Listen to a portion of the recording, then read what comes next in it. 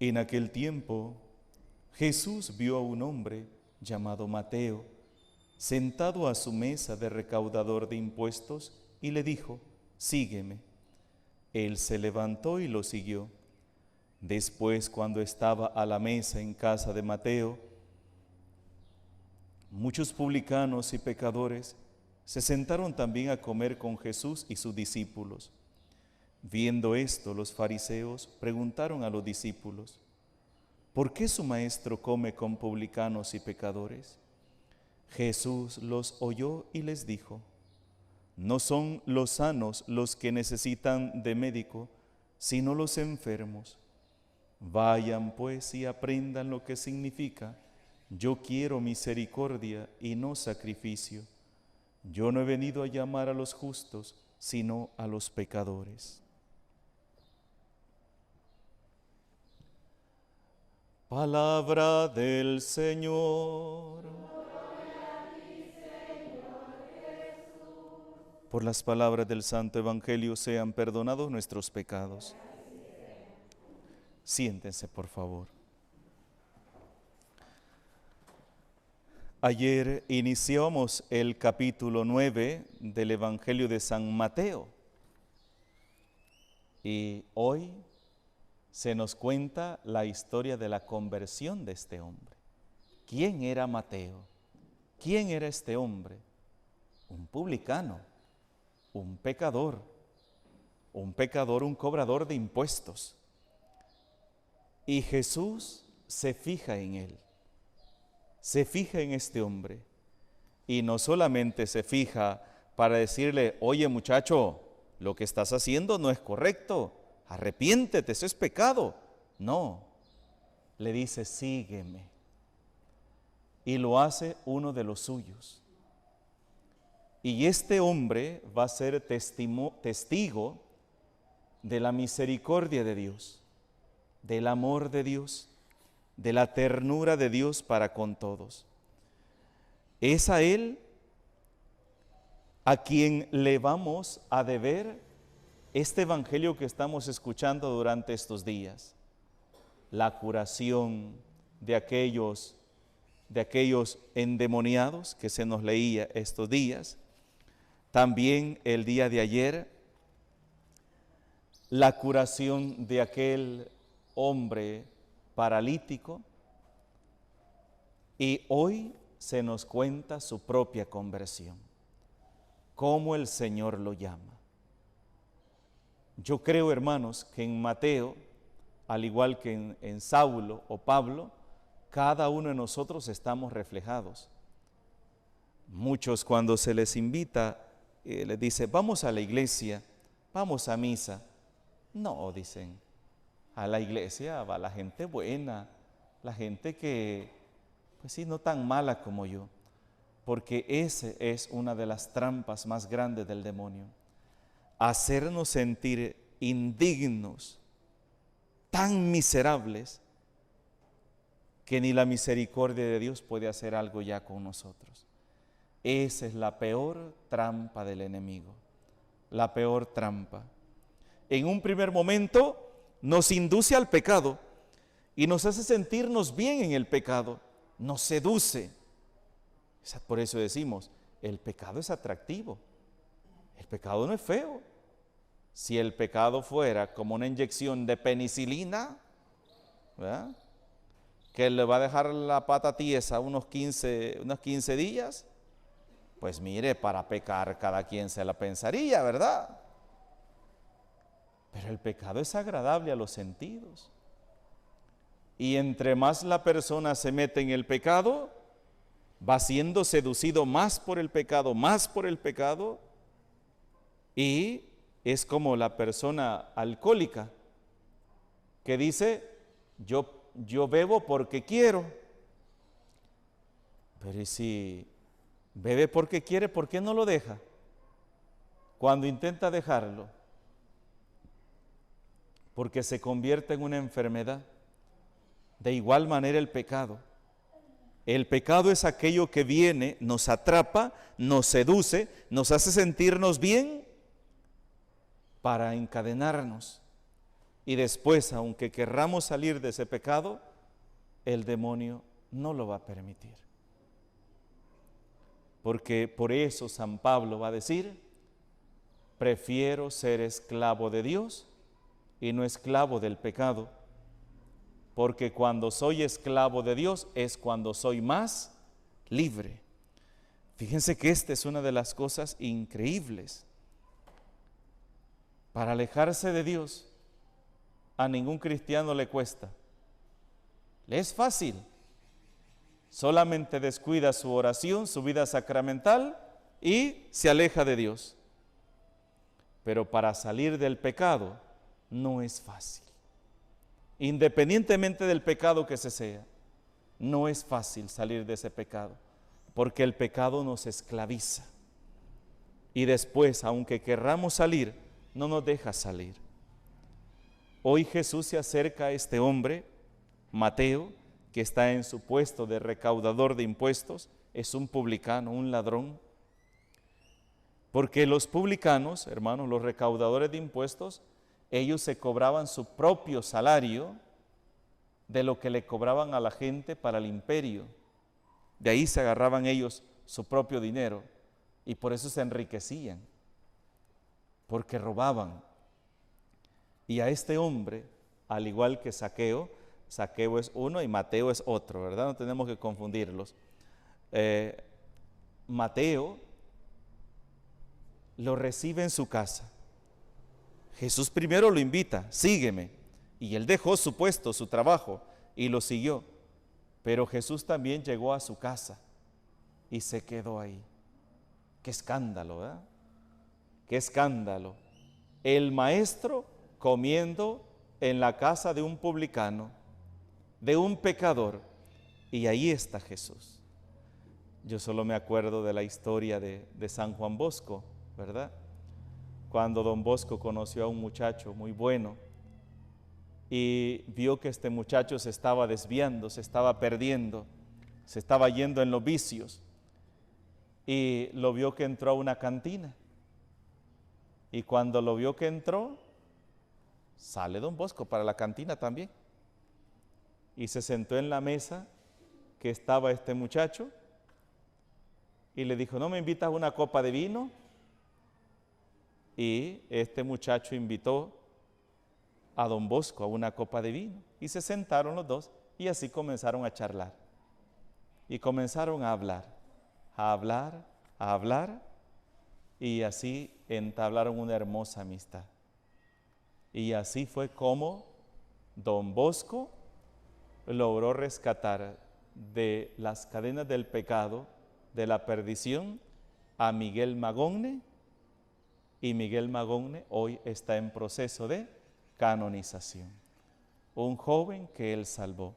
Me acuerdo que una persona, un sacerdote, nos decía, hermanos, por salvar las almas, si es posible, tenemos que llegar hasta las mismas puertas del infierno para devolver a las almas a Cristo, pero nunca entrar, decía, hasta las puertas, pero no entrar. Había una ocasión en una librería, habían varias personas comprando y andaba una señora que andaba hablando con medio mundo, contando historias, hablando, preguntando esto, preguntando lo otro.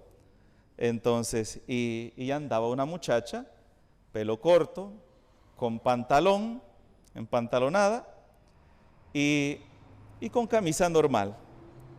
Entonces, y andaba un crucifijo bien bonito.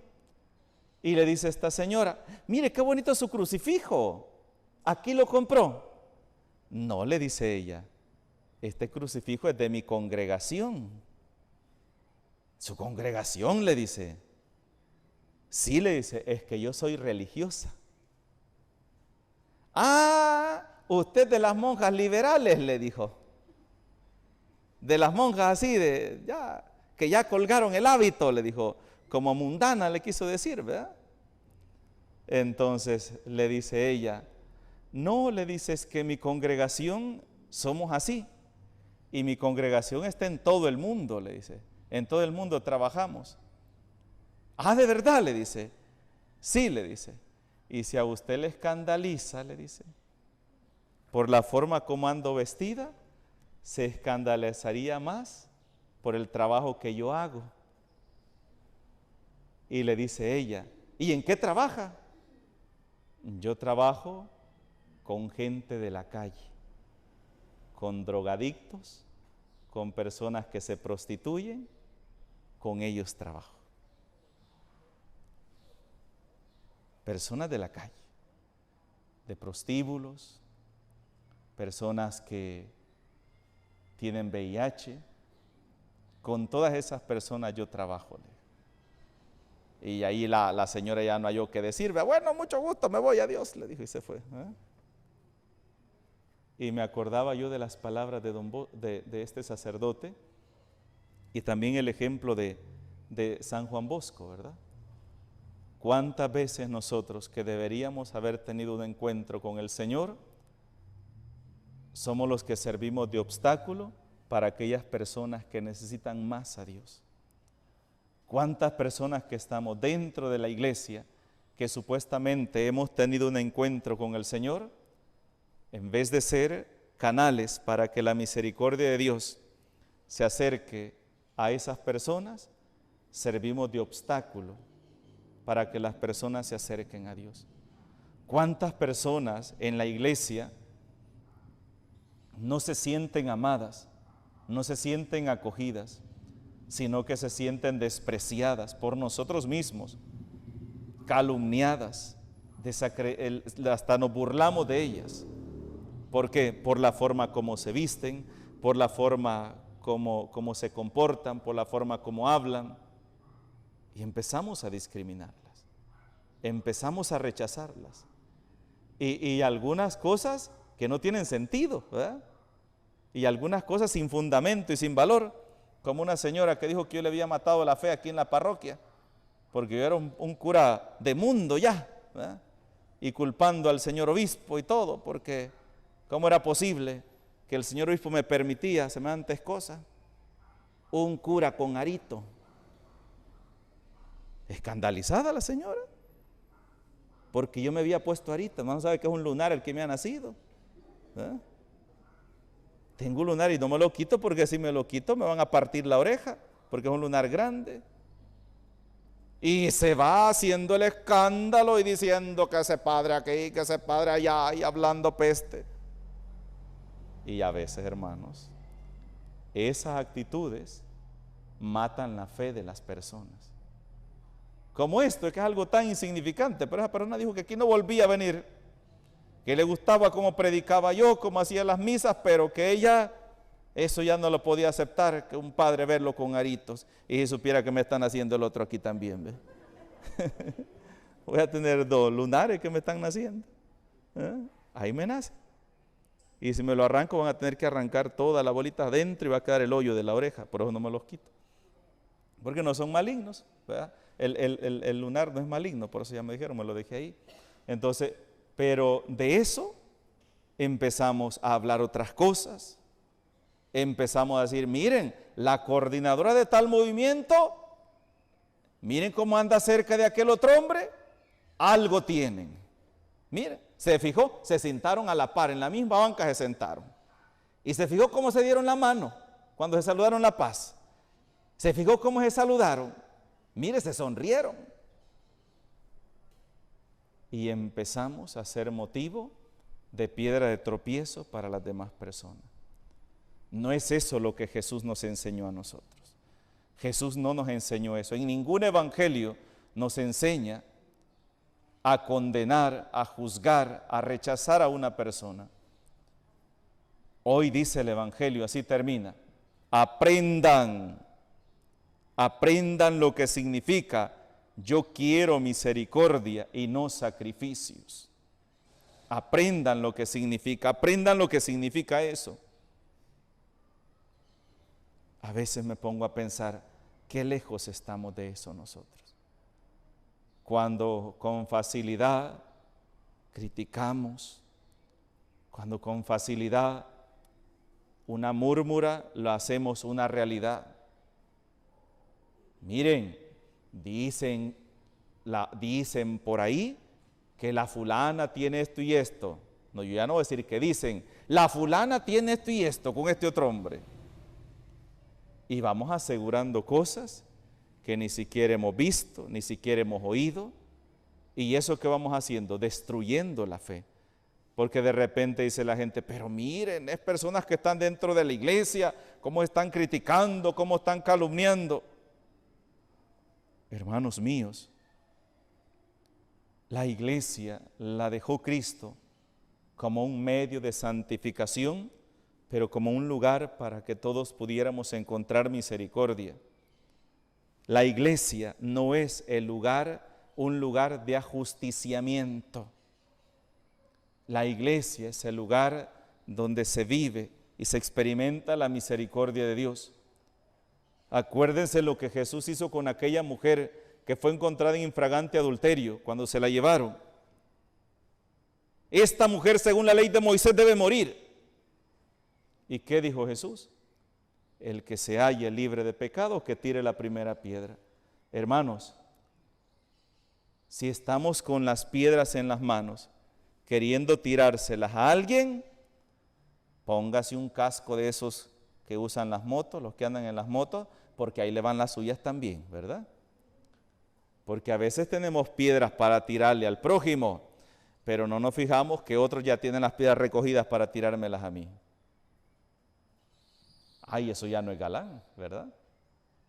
Criticar es tan sabroso, ¿verdad? Tan entretenido, mejor que una taza de café amargo, ¿verdad? Quita el sueño, ¿verdad? Y revive el espíritu, criticar. Pero cuando te están criticando a ti, cuando te están despellejando, ahí sí ya no es agradable. No hagas a otros lo que no quieres que hagan contigo. Y si tú quieres que un día el Señor tenga misericordia, aprendamos a tener misericordia con los demás. Principalmente con quienes, con los que viven por la India, en África, allá por el Polo Norte o el Polo Sur. No, con los que están a la par de nosotros. Porque a veces somos candil de la calle y oscuridad de nuestra casa. Hablamos del amor al prójimo, hablamos de la caridad, hablamos de esto, y con los más injustos es con los que estamos más cerca de nosotros. En el nombre del Padre, del Hijo y del Espíritu Santo. Amén.